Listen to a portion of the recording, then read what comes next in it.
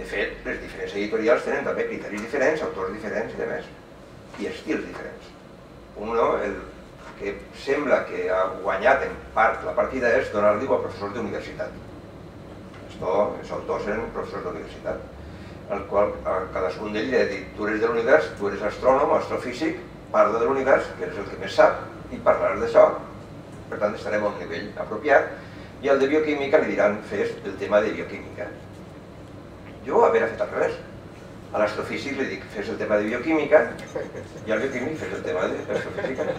Perquè potser a la Xina te moderes un poc i comença a veure el difícil que és. I quines coses són importants i quines no. I és més, per què no provar, parle ja per parlar, a que donen aquesta assignatura a la gent de lletres? Que s'enfronten a allò que no saben, que pregunten i que traten d'explicar-li als seus iguals. Perquè nosaltres estem partint també d'algunes coses que donem per suposades, com quan jo anava a la mili i me posaven en la cartilla el valor se le supone. Veritat? Nosaltres també se'ns suposa que perquè tenim un títol de llicenciats en alguna cosa sabem alguna cosa. Bueno, corramos estúpido, ¿no? Però ni de la nostra assignatura. Ni de la nostra assignatura. Quan canviem encara pitjor, jo me'n recordo, jo, químic, ja ho he dit abans, me presenten les oposicions de ciències naturals, per suposat, androceo i ginoceo, i cambium, falògeno i matangues, tot el que vulgueu. Arribé a classe, sí, i també imbuït d'aquesta ideologia de que havies de connectar la natura, la ciència serveixen per a interpretar la natura, i ixes al camp, i clar, a les 2 voltes comences a tindre por, perquè els alumnes te pregunten: i això què és? I allò? I el cel? I hosti?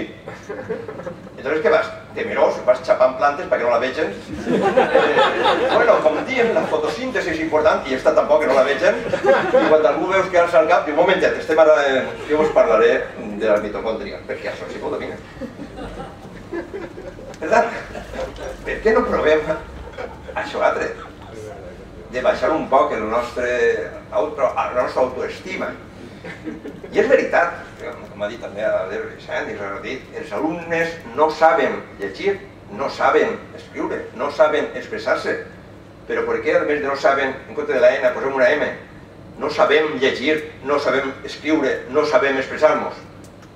Perquè, malauradament, no sé si heu vist, bueno, no dic a punts, quotes nostres o de companys, jo parlo per mi mateixa, me mira darrere, me veig al ròdio, quina barbaritat. I com m'aguanten els xiquets? Com aguanten tot això? I no a mi només, al que ve després. I després. I després. 7 hores. Amb gent que no sabem expressar-nos ni argumentar. Que moltes voltes ni llegim. Alerta, O les converses en institut són de lectures, de divulgació, de tal. Són aquestes les converses habituals en un centre de treball? Qui dels nostres companys està al dia? Per això, per exemple, en divulgació de la ciència. De ciències, estic parlant, Quants dels nostres companys passarien la prova, per exemple, agarrar el llibre de Cayetano, preguntes normaletes, de vida quotidiana. I nosaltres llicenciats. Quants passaríem una prova d'això de redacció? Omplir allò d'anacolutos, de falta d'ortografia, del que vulguis, en qualsevol llengua, no té igual. I ens posem a donar ciències per al món contemporani? Quants físics de carrera que donen classe saben coses de cèl·lules mare més enllà del que voluntàriament hagin pogut investigar? I hagin intentat divulgar. Parlarem d'això? Jo crec que tot això és una cosa en fals, que m'apunta també al carro que he comentat amb dos, que afortunadament podem fer el que vulguem. Però el problema ja, a més d'estar en els programes, en els llibres, en tot això, també a voltes està el problema en nosaltres mateixes.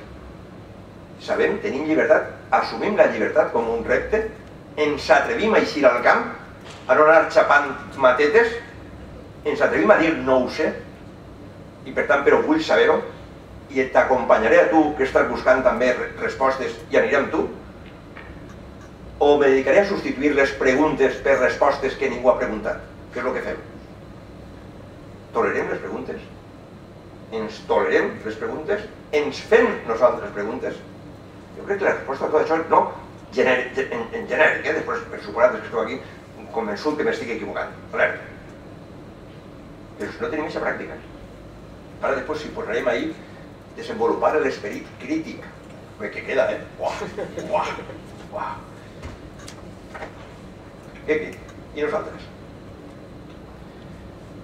L'única resposta, trobo jo, però la resposta principal, és com abans deia Manolo, formació del professorat. Però haurem de partir d'entrada de dir, no sabem. I volem aprendre també. En el procés d'ensenyar volem aprendre. Si el que volem és donar allò que està en els llibres, us han dit que és repetam, per mal camí. Perdoneu, rotllo. No, sí, està molt bé que... Vicent, volies afegir alguna cosa? No, res, que com a exemple del que estava dient, per exemple, catàstrofes és un terme que apareix en la programació. Jo no sé si amb algun interès...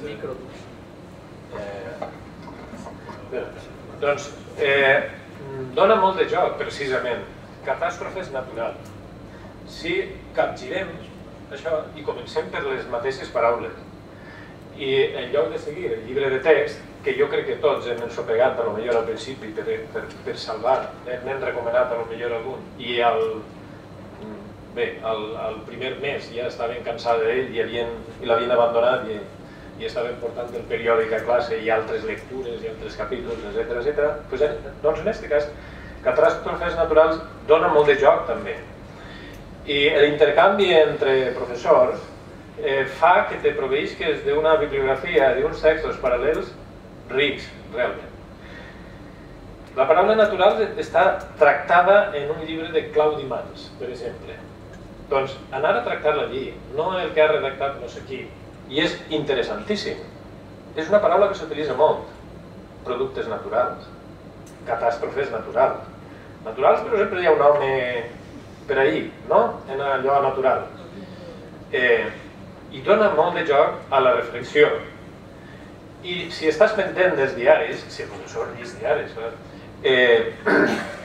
si està pendent, la globalització te porta en aquest moment alguna catàstrofe del món. I la portes a l'aula i invites a la reflexió sobre coses quotidianes que envolten a ells. I jo crec que sí que dona joc sempre que se desvie en aquest sentit. I, insistís, no viatjar soles. A mi me produeix vertigen viatjar soles. I s'equivoca uno més.